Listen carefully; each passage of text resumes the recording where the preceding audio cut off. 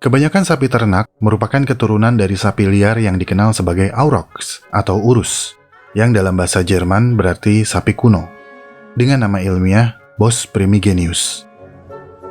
Aurochs di Eropa dinyatakan punah sejak tahun 1627. Namun terdapat beberapa spesies sapi liar lain yang keturunannya juga telah didomestikasi, termasuk sapi Bali atau Bos javanicus domesticus yang juga diternakan di Indonesia. Sapi pertama kali didomestikasi antara 8.000 dan 10.000 tahun yang lalu dari Aurochs, spesies sapi liar yang pernah tersebar di seluruh Eurasia. Aurochs liar menjadi punah pada awal 1600-an akibat perburuan yang berlebihan dan hilangnya habitat karena pembukaan lahan untuk pertanian dan persaingan sumber daya dengan ternak domestik. Saat ini ada dua bentuk sapi yang dikenal luas, yaitu sapi zebu atau sapi berpunuk dari Asia Timur atau Bos taurus indicus, dan sapi tanpa punuk atau Bos taurus dari Eurasia Barat. Meskipun kedua jenis tersebut diketahui hasil dari kawin silang, studi genetik menunjukkan bahwa kedua jenis sapi tersebut adalah turunan dari Aurochs yang telah didomestikasi.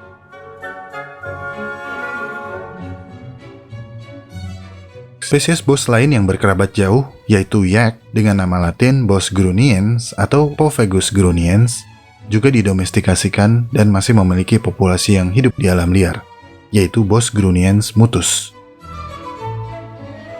Aurochs cukup sering digambarkan dalam lukisan gua.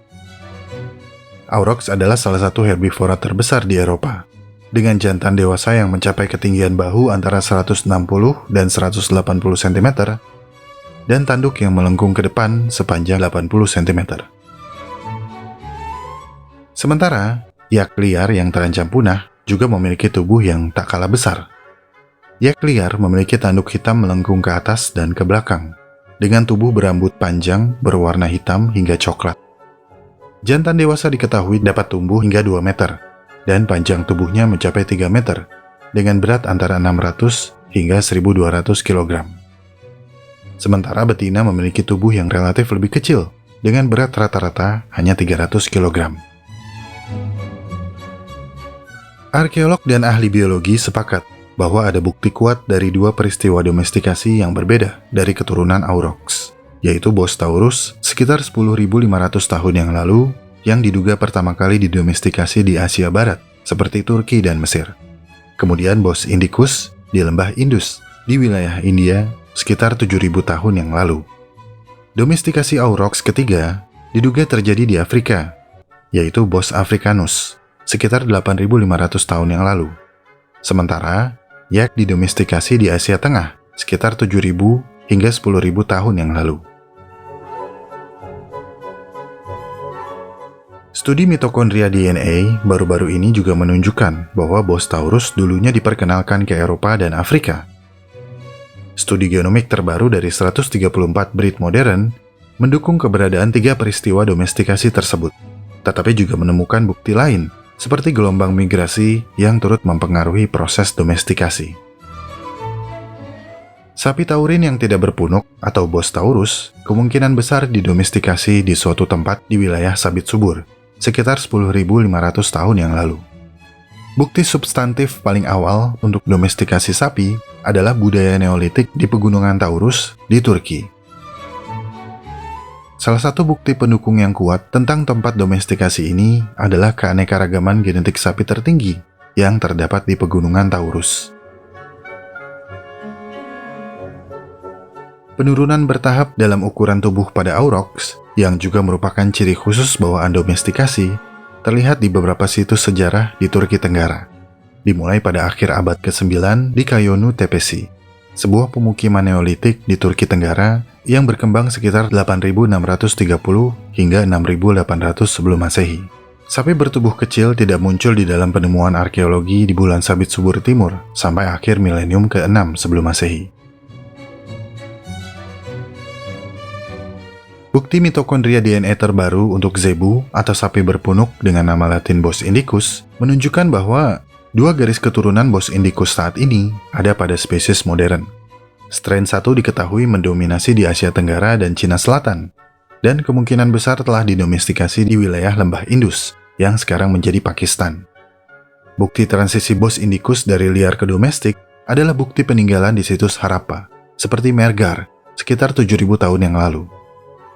Strain kedua mungkin telah berkembang biak di Asia Timur, tetapi tampaknya juga didomestikasi di subkontinen India. Breed sapi yang berbeda kemudian muncul, yang sebagian besar terpengaruh oleh kondisi lingkungan di lokasi yang berbeda. Sapi Longhorn Afrika atau Ankole Watusi adalah salah satu breed berbeda pertama yang didomestikasikan dan digambarkan dalam piramida, dan mungkin merupakan salah satu nenek moyang sapi Afrika modern. Zebu, yang juga disebut sapi Brahman, kemudian berkembang di India. Zebu terkenal memiliki ketahanan yang lebih besar terhadap panas dan serangga dibandingkan breed lainnya. Kemudian sapi dibawa ke Amerika Utara oleh Spanyol pada tahun 1500-an. Dari sana, mereka mengembangkan Texas Longhorn pada tahun 1700-an dan 1800-an. Upaya serius mulai dilakukan untuk meningkatkan kualitas breed sapi melalui seleksi genetik dan kawin silang. Breed sapi modern sebagian besar dikhususkan pada fitur tertentu, yaitu untuk menyediakan susu atau daging yang jauh lebih produktif daripada breed sebelumnya. Di antara breed sapi modern, yang paling umum adalah sapi Holstein Friesian dan sapi Jersey sebagai sapi perah yang menghasilkan susu terbaik. Sementara sapi Angus dan Hereford dibiarkan untuk kualitas daging terbaik. Pemeliharaan atau peternakan sapi kemudian tersebar di sebagian besar dunia dari waktu ke waktu. Kepemilikan sapi ternak menjadi simbol kekayaan dan status sosial. Mereka juga merupakan sumber daya penting bagi petani. Selain digunakan sebagai hewan penarik dan produsen daging dan susu, sapi juga menyediakan kulit, tulang, tanduk, dan lemak. Kotoran sapi bahkan digunakan sebagai pupuk, bahan bakar, dan bahan bangunan. Beruntung kita tinggal di Indonesia, di mana penyebutan sapi sangat-sangat sederhana. Di negara berbahasa Inggris, ada 3 penyebutan untuk sapi dewasa: bull, cow, dan cattle. Bull adalah sapi jantan, cow adalah sapi betina, dan cattle adalah bentuk jamak dari sapi. Calf adalah sebutan untuk anak sapi, dan heifer adalah sapi betina yang belum beranak. Daging sapi dewasa disebut beef, daging anak sapi disebut veal. Dan beef dikategorikan kembali tergantung bagian tubuhnya, seperti sirloin, tenderloin, dan ribeye. Di antara sapi-sapi domestikasi, breed yang paling terkenal adalah Black Angus, Charolais, Hereford, Simmental, Red Angus, Texas Longhorn, Gelbvieh, Holstein, Limousin, dan Highlands. Di Indonesia, kita punya sapi Bali.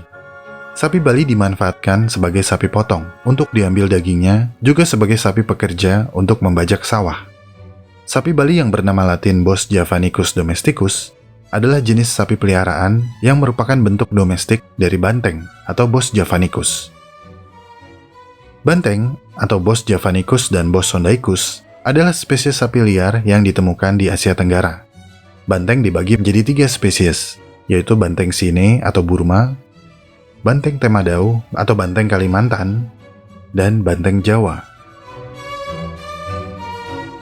Hal terhebat tentang sapi adalah mereka memakan tumbuhan yang tidak diinginkan manusia, di tanah yang mungkin tidak dimiliki oleh petani, dan mengubah susu, daging, dan bagian tubuh lain mereka menjadi uang untuk petani. Bahkan di beberapa tempat di Indonesia, balapan sapi atau karapan sapi menjadi hiburan masyarakat lokal. Jadi, seekor sapi seringkali merupakan harta paling berharga yang dimiliki seorang petani. Sapi adalah ikon kesejahteraan, hewan ternak yang paling dibanggakan.